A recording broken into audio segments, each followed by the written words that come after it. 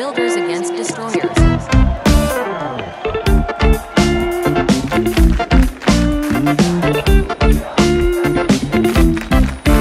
Salut le peuple. Voici l'émission BAD, nouvelle émission sur Radio Galère. Donc BAD, ça signifie Builder Against Destroyer, c'est-à-dire les bâtisseurs contre les destructeurs. Ici on est là pour parler des gens qui font des choses, des gens qui luttent, qui font des choses positives. Avec moi pour co-animer, j'ai Fabienne. Bonjour. Tu vas bien ? Ça va. No stress pour la première, c'est bon ? On va essayer. Ok. Et on a deux invités. Donc on a Anissa et Liliana Lalonde qui font partie du collectif du 5 novembre. Donc par rapport au dramatique accident qui s'est produit le 5 novembre 2018. Donc on est en date anniversaire malheureusement. Là ça fait 6 ans. Donc on en parlera plus longuement avec elle. Des bâtisseurs, donc des gens qui font des choses positives. Donc Fabienne, on a l'exemple de une maraude qui s'appelle Sourire pour les anges. Oui, alors au départ, elle s'appelait pas comme ça, c'était des bénévoles qui se réunissaient et qui allaient d'association en association. Et en 2013, ils ont décidé de créer leur propre association. Donc Michel en est la présidente et il y a environ 15 personnes permanentes et des aides de façon plus ponctuelle de la part des étudiants et des étudiantes. À la base, cette association, elle était tournée non seulement vers les enfants et les personnes en précarité, mais Michel m'a précisé que maintenant, c'était de plus en plus vers la précarité, malheureusement. Par contre, il garde 4 événements autour des enfants à la période de Noël, du carnaval, d'Halloween et de Pâques. Donc les gens de l'association se déguisent, achètent de quoi déguiser, maquiller les enfants et ils parcourent la ville dans des endroits plutôt safe, m'a dit Michel, comme la Canebière, le Panier, et puis défilent avec les enfants, voilà. Okay. Mais actuellement, l'association se tourne beaucoup vers les gens précaires et elle m'a dit qu'il y en avait environ 120 à 150 personnes à chaque fois à leur rendez-vous qui est tous les mardis et tous les jeudis au rond-point du Prado. Donc l'organisation est toujours la même. À 19h30, il y a l'arrivée de l'association. Ils dressent 3 tables où va être déposée la nourriture. Donc l'association, elle s'occupe de la nourriture chaude. Elle prépare des vrais repas et ils complètent avec des dons faits par les gens. Qui les amènent sur place ou qui les donnent en amont à l'association. Moi j'y étais allé un mardi soir et donc je les avais rencontrés et oui effectivement c'est un couple de retraités super motivés pour aider les autres. Ils ont aménagé leur garage en entrepôt en fait, ils récupèrent des denrées, ils stockent et après ils viennent distribuer, donc ils préparent des sandwichs, des soupes, etc. Et c'est vrai que la difficulté c'est qu'ils me disaient qu'ils avaient souvent les mêmes têtes. Du coup ça montre le problème qu'on a sur Marseille, c'est que les gens sont dans un cercle vicieux de la précarité et qui s'en sortent pas donc toujours les mêmes qui viennent récupérer leur sandwich, leur soupe. Dans les laveries on va trouver toujours les mêmes qui viennent laver leur linge, on va trouver toujours les mêmes dans les CHRS et ça c'est vraiment le gros problème sur lequel nous on veut travailler avec l'association People Unit. Pour que tout le monde comprenne, People Unit c'est une association qui est très récente et moi à l'heure actuelle je me suis pas encore décidé sur quoi je vais agir parce que j'ai pas envie d'être un maraudeur de plus. C'est très bien de faire des maraudes mais il y a un manque, c'est le lien en fait, l'accompagnement pour les gens pour qu'ils s'en sortent, pour qu'au bout de quelques mois ou quelques années ils soient un peu comme tout le monde, qu'ils aient leurs 30 mètres carrés et leur petit boulot qui leur permet de payer. D'être autonome. D'être autonome, voilà. Donc moi, l'idée avec cette association, c'est de faire en sorte que les gens soient autonomes. Par exemple, quelqu'un qui ne sait pas faire un CV, j'ai pas envie de lui faire son CV, de lui donner, j'ai envie de lui montrer comment on fait un CV avec un ordinateur, pour qu'ensuite il soit autonome et qu'il puisse montrer aussi à d'autres gens. C'est ça un peu l'ADN de l'asso. Et là, je suis sur la période de l'état des lieux, Donc c'est pour ça que je rencontre pas mal de monde, dont des maraudeurs. Et donc voilà, je vous en dirai plus au fil des semaines sur les actions de l'association. Mais voilà, moi j'ai envie de faire le lien manquant sur tout ce qui se passe à Marseille, parce que c'est vrai que en même temps il y a beaucoup d'endroits, tu vois, les gens pour aller, enfin quoique les places pour dormir il y en a pas assez, mais il y a un peu de tout. Si tu veux chercher une formation, si tu veux, même les gens qui sont dehors avec leurs chiens, il y a des endroits où il y a des vétos. Il y a plein de trucs qui existent, mais les gens n'arrivent pas à se sortir, à monter dans l'échelle sociale. Et c'est ça la grosse difficulté. Et c'est là-dessus que moi j'aimerais agir avec l'association. Et ça aussi, en amont, les denrées manquent énormément. Ouais. Alors je pense que c'est dans toutes les associations. Michel m'a dit qu'il y avait un grand manque de moyens en fait, pour nourrir les gens en fait. Ouais. Et donc, pour ce Noël, en tout cas, ils organisent le jeudi 12 décembre, grâce à la mairie du 6 et 8e, qui offre la salle au 15 rue Pierre-Laurent. À partir de 19h30, donc dans le 6e, l'association, elle propose un repas et la mairie offre quelques festivités. Par contre, si vous voulez aider l'association, vous pouvez appeler Michel au 07 61 85 54 57 ou José au 06 99 60 37 93. Voilà, donc tous les gens qui sont dans le besoin, sachez que le mardi soir et le jeudi soir à 19h30, rond-point du Prado, il y a distribution de nourriture par Michel et José de l'association Sourire pour les Anges. Et avec leurs 15 bénévoles qui les aident. Ouais. Je voulais parler aussi d'une autre action qui est pas récente, hein, ça fait quelques années que ça existe. C'est un magasin qui s'appelle le Super Cafouche, qui se trouve dans le 2e arrondissement. Donc c'est un magasin en fait collaboratif, c'est-à-dire que pour pouvoir acheter dans le magasin, il faut faire partie de ce groupe, c'est-à-dire qu'on prend des parts et il demande d'avoir 3 heures de disponibilité dans le mois pour travailler gratuitement en fait pour ce magasin. Et en échange, tu peux faire tes courses, sachant que les courses, c'est des denrées alimentaires qui sont moins chères que dans la grande distribution. C'est des circuits courts. Et voilà, c'est super intéressant parce on fait ses courses locales, moins chères, notamment parce que il n'y a pas vraiment de charge salariale, puisque ce sont les gens qui participent à ce magasin, qui font leurs courses dedans, qui donnent 3 heures de leur temps par mois pour travailler au sein du magasin. Donc je trouvais que c'était une initiative qui est plutôt bonne. Et ils cherchent à se développer et à ouvrir d'autres magasins. Ce qui est intéressant, c'est qu'on peut être coopératif, c'est-à-dire qu'on achète 10 parts à 10 € et on devient aussi propriétaire, copropriétaire. Et sinon, on peut être participatif. Oui. Et on partage 80% des tâches. Il y a 80% des tâches à faire, comme tu dis, 3 heures par mois. Voilà. Et pour les étudiants, les gens au RSA ou avec peu de moyens, pour être coopératif, ils ont juste à payer une fois une part de 10 €. Oui. Ok. Donc voilà, je vous invite à aller voir ce magasin. Allez voir sur les réseaux sociaux, hein, donc ça s'appelle Super Cafouche. Ils font une réunion d'explication sur leur fonctionnement qui vous permet vraiment d'en savoir plus et de pourquoi pas adhérer à ce mouvement. On va faire une petite pause musicale. On va se mettre mon ami Scalpel avec un piano et un violon. Un piano et un violon, ça permet de faire le taf. Parfois c'est suffisant avec une petite basse qui accompagne le tout. Si les lyrics s'arrachent, n'hésite pas du tout à dire que ça tabasse. On va passer à l'actu de nos invités. Le 63 est tombé, il était vide. Le 65 est tombé, il y avait des gens à l'intérieur. Il y a eu 8 victimes et le 67 est tombé un peu avec l'aide des pompiers parce que l'immeuble de toute façon ne tenait plus. On va rappeler juste pour un bref hommage, si on peut dire, le nom des victimes, c'est important. Donc Julien Lalonde, 30 ans, Taher Edfi, 58 ans, Mohamed Chérif Zemar, 36 ans, Fabien Lavieille, 54 ans, Simona Carpignano, 30 ans, Pape Magatnias, 26 ans, Ouloum Saïd Hassani, 56 ans, Marie-Emmanuelle Blanc, 56 ans. Paix à leur âme.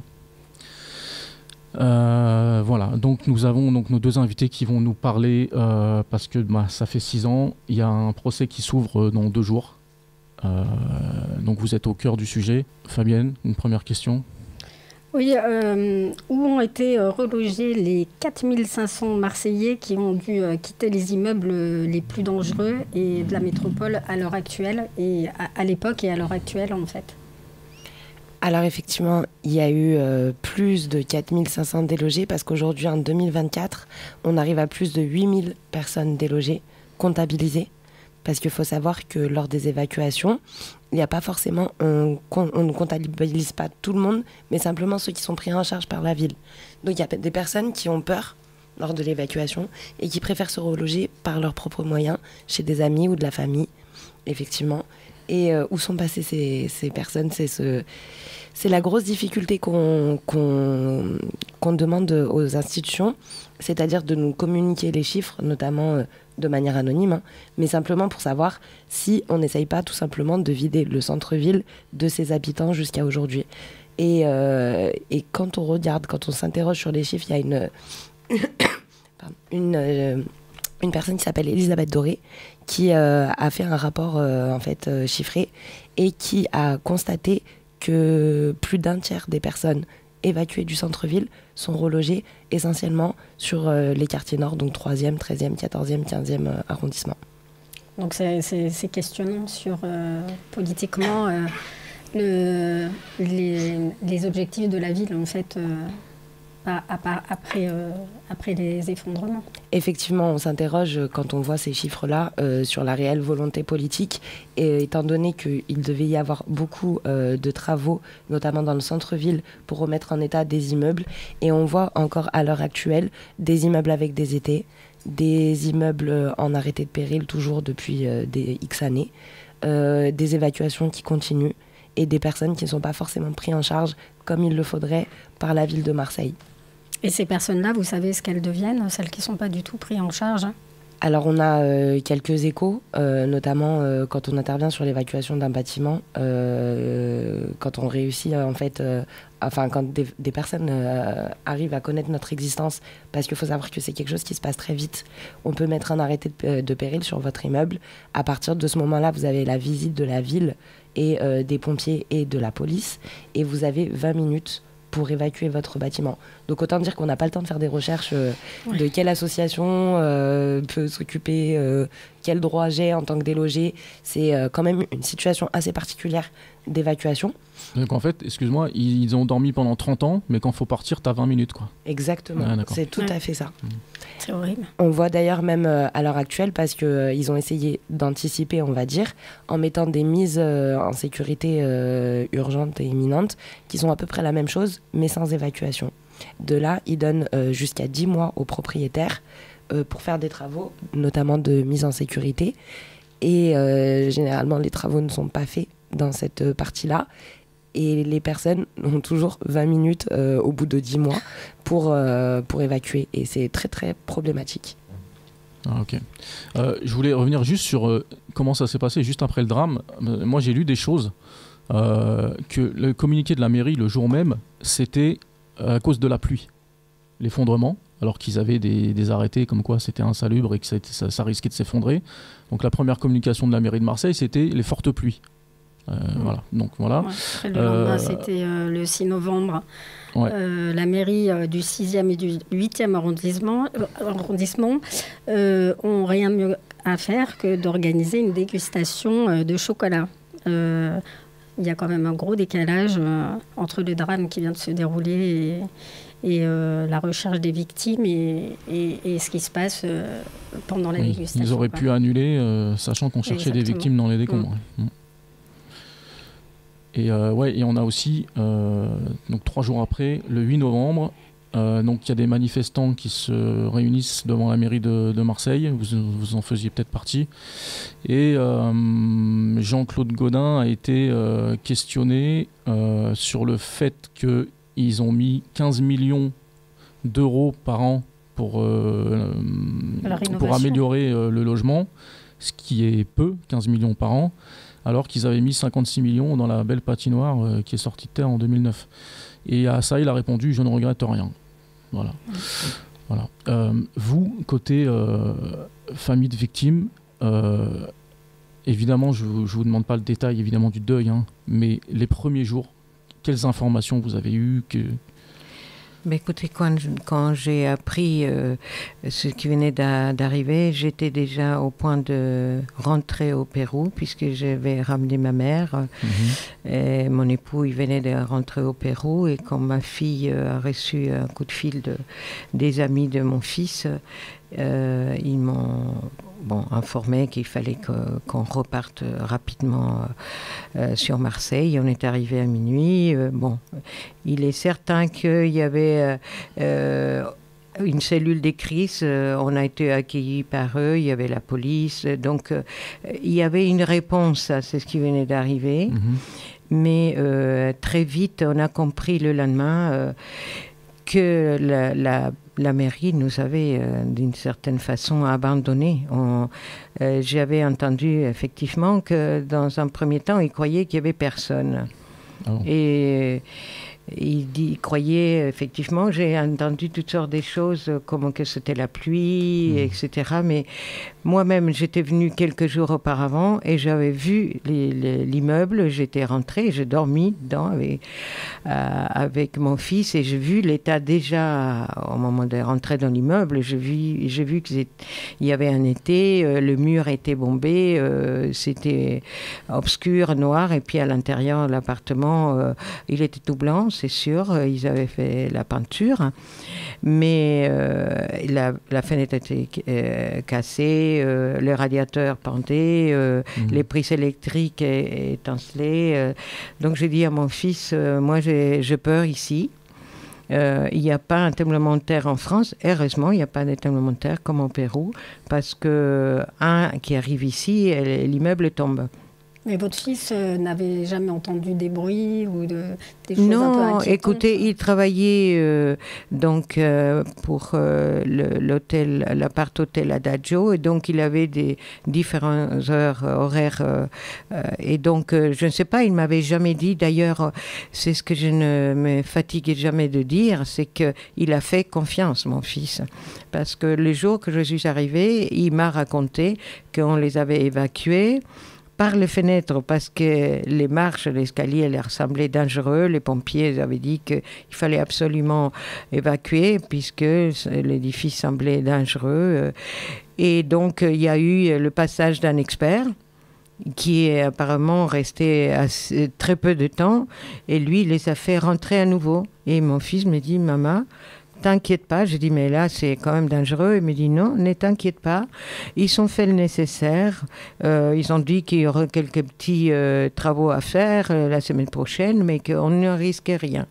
Et donc, j'ai cru mon fils, c'est ce qu'on leur a dit. Et c'est ça, c'est une des choses qui m'ont énormément choquée. C'est-à-dire qu'on constate que quand on fait confiance, finalement, il faut analyser qui le dit, parce que depuis, avec tous les délogés qu'on a vus et tout l'état des immeubles, je me dis, mon Dieu, on ne peut pas faire confiance. En tout cas, à cette époque-là, les immeubles étaient dans un état lamentable et surtout indigne pour un être humain. Et c'est pour ça que j'ai pris comme combat pour moi, et ce qui m'aide énormément à continuer mon chemin, c'est de me dire, donner un sens à la vie de mon fils et donner un sens à ce qui s'est passé, une raison d'être. Quand on a cherché des proches, quand on a crié le nom de proches, on était même menacé d'aller en garde à vue. Les médias de toutes parts commençaient à arriver. Les élus de toutes parts, dont Gaudin, commençaient à arriver. Et c'est là où il nous sort qu'effectivement, c'est la pluie. Alors qu'il faut savoir que depuis 2015 minimum, et bien avant, il y a des lanceurs d'alerte qui ont dit que cet immeuble allait s'effondrer si on ne faisait rien. Il faut savoir que Xavier Cachard, qui était élu à la métropole, à la région, excusez-moi, élu LR à la région, donc un proche de Gaudin, était aussi propriétaire d'un appartement et était aussi l'avocat du syndic de l'immeuble. Donc, ces personnes-là avaient des compétences, ces personnes-là avaient les moyens d'agir. Si elles n'ont pas agi, c'est simplement de leur volonté. Il y a une plainte sur ce monsieur ? Oui, en fait, on a le juge d'instruction, lui, il a remis le mois d'avril, il me semble, fin avril, remis le résultat des 5 années et demie d'enquête. Et donc, on a 2 personnes physiques et 2 personnes morales. On a donc le représentant de la mairie. Marseille Habitat et le syndic Julien Lyotard, c'est ça? comme personne physique. Et puis, on a également on a le cabinet Lyotard comme personne morale. Et on a également Marseille Habitat comme personne morale. Mais après, il y a eu le parquet a rappelé d'autres personnes. Donc, on se trouve maintenant avec un certain nombre de personnes physiques et morales. Et nous, les familles, nous attendons vraiment que toute l'information recueillie puisse être diffusée, qu'on puisse entendre, et surtout le travail fait par les juges grands, on va pouvoir savoir nous exactement c'est ce qui a pu arriver, puisqu'il y a eu des experts, des gens connaisseurs qui ont analysé tous les problèmes. Et donc à partir de là, en connaissance des causes, on espère vraiment que les droits aidera, que la justice puisse jouer, et puis que les accusés et les responsables désignés puissent finalement être accusés et désignés coupables. Que finalement, en face, on a des personnes qui sont tellement loin de la réalité. Et incompétentes. Que vous êtes vous-même des experts de vos propres logements. Ouais, et c'est nos droits. Donc après, je trouve que les Marseillais, ils ont été fortement mobilisés. Même sur la dernière manifestation, ce week-end, il y avait beaucoup de monde. J'ai trouvé ça super, 6 ans après, qu'il y a encore autant de monde mobilisé. Donc merci aux Marseillais. Et aujourd'hui aussi, apparemment, il y avait encore du monde. On va devoir se quitter, il y a un ami derrière nous. Donc merci Liliana et Anissa pour vos témoignages. Merci à vous. Merci Fabienne. Et on va se quitter sur un de mes morceaux, parce qu'on n'est jamais mieux servi que par soi-même. Donc le morceau s'appelle Anti-Anti, je le balance. Et puis on se quitte sur ça et on se revoit dans 2 semaines, mardi, dans 2 semaines. Allez, ciao, ciao le peuple. Ciao. T'es anti-métissage, anti-noir, anti-arabe, anti-noix, anti-rome, t'as un cœur anti-tane, anti-sémite, anti-gitane, anti-voile, anti-kippa, anti-soutane, anti-alloc, anti-RSA, anti-Jacob, anti-femme, anti-Anissa, anti-couscous, anti-tieb, anti-Lassa, putain mais t'as une vie de merde. Écoute, moi je suis anti-anti, j'ai pas de haine et ça je te le garantis. Tous debout, moi je suis anti-anti, mon people me suit ensemble, on sourit. Écoute, moi je suis anti-anti, je fais ce que je peux, je ne suis qu'un apprenti. Et pendant que ta haine elle te ralentit, mon people me suit ensemble, on fout le feu.